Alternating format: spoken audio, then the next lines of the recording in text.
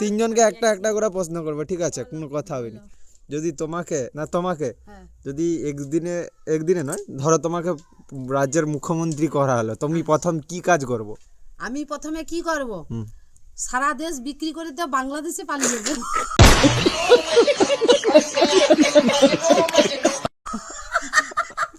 চা খেলবো। তোমাকে যদি মুখ্যমন্ত্রীর পদে দেওয়া হয়, তুমি তাহলে প্রথম কাজ কি করতে চাও? কি করব?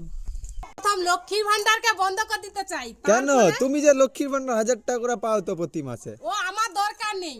আমি ওই টাকায় কোম্পানি খুলবো, কোম্পানি খুলে আমাদের এই দেশের বাচ্চাদেরকে কাজ দেওয়ার চেষ্টা করব। सुकून का नाम सुना है? हाय हाय इतना सुकून। কিন্তু এরা যে 1000 টাকা করে পায়, তোমার কার লাগবে না লাগবে না? না না, আমি লুবো বাবা।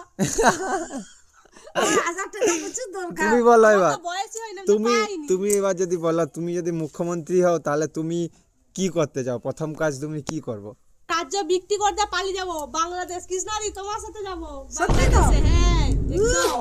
শালা, মানে তিনজনের মধ্যে একজনই মানে একটু ভালো কথা বলছে, আর দুজন শালা পুরো ফক্কা মাল, ফক্কা। এদের সাথে কালাম নেই, কি জিনিসের দাম গো। সবাই তো পালিয়ে গেলে হবে নি, কিছু না কিছু তো করতে হবে। দিদি ভাই, তোমাকে মুখ্য 1 লিটার স্ট্যান্ড থাকে 750 তেল। রান্না করব কি বর বলে এত তেল কি করো? দেখি না 1 লিটার লিখা থাকে কেন 1000 টাকা করে যে পাও, ভালোই তো হয়ে যায় হইতে। আমি পাইনি, আমি বেকার কোনো লাভ নেই। 1000 টাকা, ও 1000 টাকা এদিক থেকে দিচ্ছে, সেদিক থেকে ঠিক তোমার গাঁট কোসা আবার ফেরত নিয়ে নেবে। ইয়েস। ये बड़ी अच्छी बात कही आप।